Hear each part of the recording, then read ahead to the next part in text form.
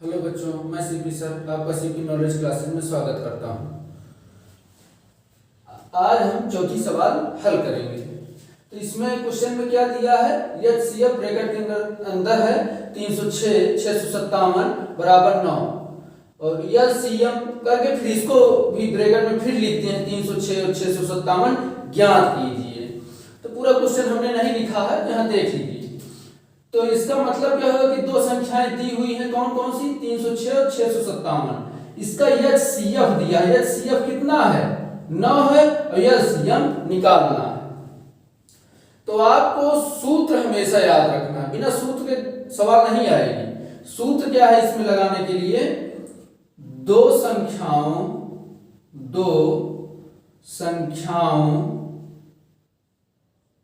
का गुणनफल, दो संख्याओं का गुणनफल बराबर एचसीएफ गुणे एलसीएम, ये आपको याद रखना है। तो दो संख्याओं का गुणनफल, तो संख्याएं कौन कौन सी है, 306 गुणे 657 गुणा कर दिए ना, बराबर एचसीएफ देखो आपको दिया गया है 9 गुणे एलसीएम, तो एलसीएम आपको निकालना है। यहाँ देखिए गिनती को एक तरफ कर दो, अर्थात इधर गुणे में 9 है ना, इधर आएगा तो बटे में हो जाएगा, यानी 306 गुणे 657 बटे कितना 9 बराबर एलसीएम, क्योंकि 9 इधर चला आया है। अब इसको काट दो, 3 त्रिक 9, 3 एक कम 3, 3 दूनी 6, कट गया ना। फिर 3 से कटे 3 एक कम 3, 3 त्रिक 9, 3 चौक 12 करके देखोगे आएगा, 4 3 12 हासिल है 3 त्रिक 9 10। अब क्या करोगे, अब इसको सीधा लिख लो, उल्टा दिख रहा है ना, सीधा लिख लो। एलसीएम बराबर कितना 34 गुणे 657, और 34 गुणे 657 करोगे तो कितना आएगा, तो करके देख लो। अपना ऐसे गुणा करना है, 6 5 7 गुणे 34, ठीक है ना। तो ऐसे गुणा करके देख लो कितना आएगा, तो 4 सते 28 2, 4 5 20 2 22, फिर हासिल 2, 4 6 24 25 26, इतना आएगा ये। फिर अब एक अंक के सामने छोड़ो, 3 सते 21 हासिल 2, फिर 3 5 15 16 17 हासिल 1, 3 6 18 19, ठीक है ना। तो ध्यान से करना कि गलत ना हो, 657 गुणे 34 सही है ना। तो 4 सते, इसको कायदे से चेक कर लेना, 4 सते 28 2, 4 5 20 2 22 85 2, 4 6 24 2 26, ऐसे करके, ठीक है ना। तो 8 2 1 3, 6 2 12 13 3 हासिल 1, 10 2 12 2 हासिल 1 1 1 2, कितना आया 22 33 8, ठीक है ना। ये आपका आंसर हो गया। इकट्ठा पढ़ना चाहो, इकट्ठा पढ़ने में आपको इकाई नहीं पढ़ना पड़ेगा, इकाई दहाई सैकड़ा हजार 10,000 यानी 22,338, तो इसको आप लिख लीजिए।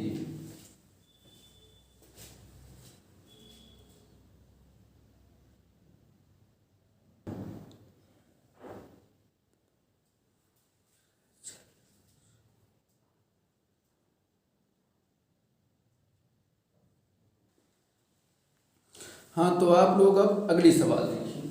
अगली सवाल क्या है, क्वेश्चन है कि जांच कीजिए क्या किसी प्राकृतिक संख्या n के लिए संख्या 6 घातीय अंक 0 पर समाप्त हो सकती है। ये क्वेश्चन है आपका, जांच कीजिए हमने नहीं लिखा है, हमने पूरा केवल सब इसको लिखा है जो जरूरी है। तो यहां देखो, अगर कोई भी संख्या 0 पर समाप्त होगी, कोई भी संख्या, चाहे कोई भी संख्या पकड़ लो आप, 73 लिखे इसके आगे 0 लिख दो, 67 लिखे इसके आगे 0 लिख दो, 35 लिखे इसके आगे 0 लिख दो। तो यहां देखो, अगर कोई भी संख्या के लास्ट में, यानी लास्ट वाला अंक अगर 0 है तो 10 से विभाज्य होगा, ये आप जानते हो। सब लास्ट में 0 है ना, सब 10 से कट जाएगा। देखो 730 है, बटे 10 करोगे ये खत्म, 670 है बटे 10 करोगे ये खत्म।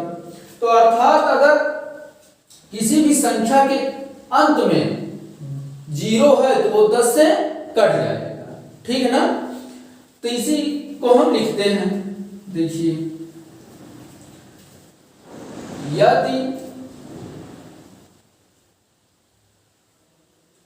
यदि किसी संख्या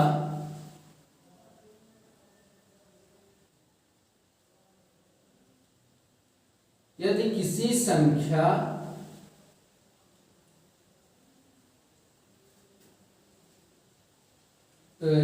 संख्या के अंतिम स्थान पे यदि कोई संख्या है 0 पर समाप्त होती, यदि किसी संख्या का अंतिम अंक 0 हो, यदि कोई संख्या 0 पर समाप्त हो, जो आप लिखना चाहो वो लिख सकते हो।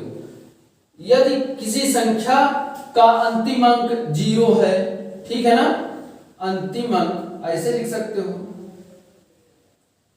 अंतिम अंक 0 है, तब क्या होगा। इसके अलावा दूसरा भी, यदि कोई संख्या 0 पर समाप्त होती है तो तब, यह ठीक है ना। आप अपनी भाषा यूज करो, कोई नहीं कि रट के रखो कि जो लिखा है बस वैसे ही लिखो, नहीं, अपनी भाषा में लिखना है। तो यदि कह रहा है कि उसका अंक 0 पर समाप्त होना, लास्ट में 0 हो, तो वही हमने लिखा है। यदि किसी संख्या यदि किसी संख्या अंतिम अंक 0, यदि किसी संख्या का, यहां का लिखो, ठीक है ना, यदि किसी संख्या यहां देखो भाई, यहां लिखना है, यदि किसी, भाषा अपने हिसाब से बैठा लो, यदि किसी संख्या का अंतिम अंक 0 है तब, ठीक है ना। यानी आप जब भी भाषा लिखोगे एक बार आप पढ़ोगे, क्योंकि पढ़ने से आपको त्रुटि मालूम चल जाएगी बीच में कौन से शब्द की आवश्यकता है। नहीं तो आप ऐसे लिख लेते हो, पढ़ते हो नहीं तो बैठता नहीं है, जैसे हम जल्दी जल्दी में कर दिए। तो यदि किसी संख्या का अंतिम अंक 0 है तब वह संख्या क्या होगी, तब वह संख्या 10 से विभाज्य होगी, ठीक है ना। तब वह संख्या क्या होगी, 10 से विभाज्य होगी। किसी में हमने करके देखना है, आप 10 से भाग दोगे तो 10 से विभाज्य हो जाए। यदि किसी संख्या का अंतिम अंक 0 है तब वह 10 से विभाज्य होगी। दूसरे शब्दों में कहें, दूसरे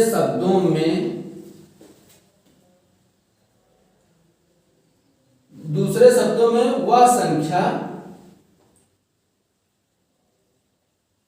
2 और 5 से भी विभाज्य होगी, 2 और 5 से भी विभाजित होगी, ऐसे लिख दो, विभाजित होगी, ठीक है ना। तब वह संख्या 2 और 5 से विभाजित होगी। क्यों होगी, देख लीजिए,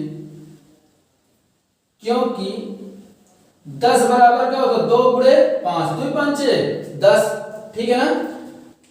तो 2 पंचे अर्थात 10 से विभाज्य होगी, तो 2 और 5 से विभाज्य होगी, ठीक है ना। तो ये आपका शब्द है, यानी आप किसी भी तरह से आप लिख सकते हो। अब लिखना है कि 6 घाते n कह रहा है, तो 6 घाते n पे अब देखो कि 6 घाते n पे कैसे लिखा जाता है। पहले इसको आप अपनी भाषा में लिखोगे, ठीक है। ये रटने की जरूरत है, कोई भी इसको रटेगा नहीं कि इसको कैसे इसी तरह एकदम लिखना। आपको अपनी भाषा में कहना है कि उसके अंतिम स्थान पे अंतिम अंक पे 0 हो, या किसी संख्या का अंतिम अंक 0 हो। चाहे तो यदि कोई संख्या का अंतिम अंक 0 हो तब, मतलब अपनी ही भाषा यूज। बार बार हम क्यों बता रहे हैं, क्योंकि आप लोग ज्यादातर रटते हो कि जो लिखा है बस उसी को रट लेते हो, किसी तरह लिखना है, रटना नहीं है। आपको अपनी भाषा में हमेशा लिखना है, क्योंकि आपको बोर्ड एग्जाम देना है। बोर्ड एग्जाम में रटने वाली चीज नहीं चलती कि गाइड से रट के गए, विद्या से रट गए, रट्टू तोता हो गए हो, लिख दोगे, ऐसा कुछ नहीं। पढ़ो और अपने हिसाब से लिखो। कभी भी आप अपने हिसाब से लिखते हो तो आपको ज्यादा अंक मिलता है, ठीक है ना। तो हमेशा ध्यान दो कि हमेशा अपनी भाषा, अपनी लैंग्वेज का इस्तेमाल करो। ठीक है ना, कभी भी रटने वाली चीज का इस्तेमाल मत करो। हाँ तो देखिए अब लिखो इसको इस तरह, तो लिखो 6 घाते n का अभाज्य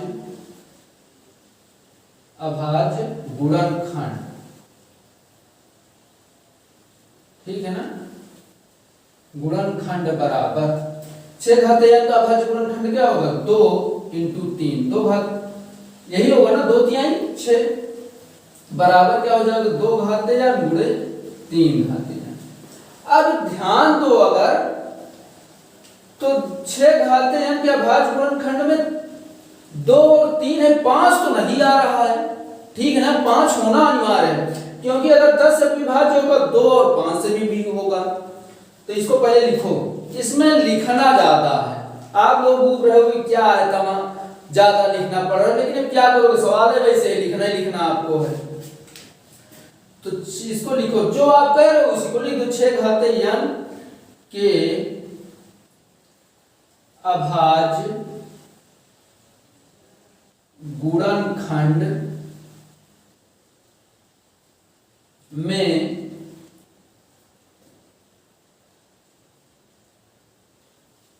5 नहीं है, 5 है 5 नहीं है, ध्यान से देखो 5 नहीं है, जो 5 है ये नहीं है तो 5 से विभाज्य कहां से होगा, इसलिए ये 2 बिंदु नीचे 1 ऊपर अर्थात इसलिए 6 घाते n, इसलिए 6 घाते n 5 से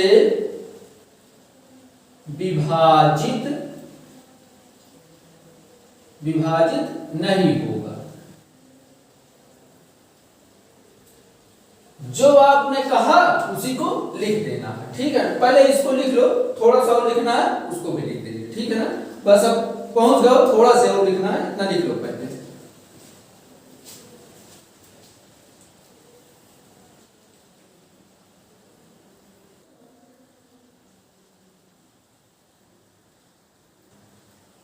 हाँ तो आप लोग अब देखिए, अब आप रिजल्ट आपको लिखना है, ठीक है ना, सब कुछ कह दिए, उसमें आपने पूरा कह दिया कि 2 और 3 है, 5 तो है ये नहीं है, जो 5 नहीं है तो विभाज्य कैसे होगा 5 से, और जो 5 से विभाजित नहीं है तो इसकी बात असत्य हो गई ना, ठीक है ना। तो अब इसी को आपको कह देना है, अतः किसी भी प्राकृतिक या किसी प्राकृतिक संख्या n के लिए इसी की भाषा लिखना हो। हमेशा आपने सुना होगा, हमने हमेशा कहा है कि रटना नहीं है किसी भी चीज को, जो आपको क्वेश्चन दिया उसी क्वेश्चन से उठा के आपको शब्दों को लिखना है। तो अब कह दो कि अतः किसी प्राकृतिक संख्या, इसमें प्राकृत लिखा हुआ है, तो प्राकृत संख्या n के लिए, ठीक है ना, n के लिए संख्या 6 घाते n अंक 0 पर समाप्त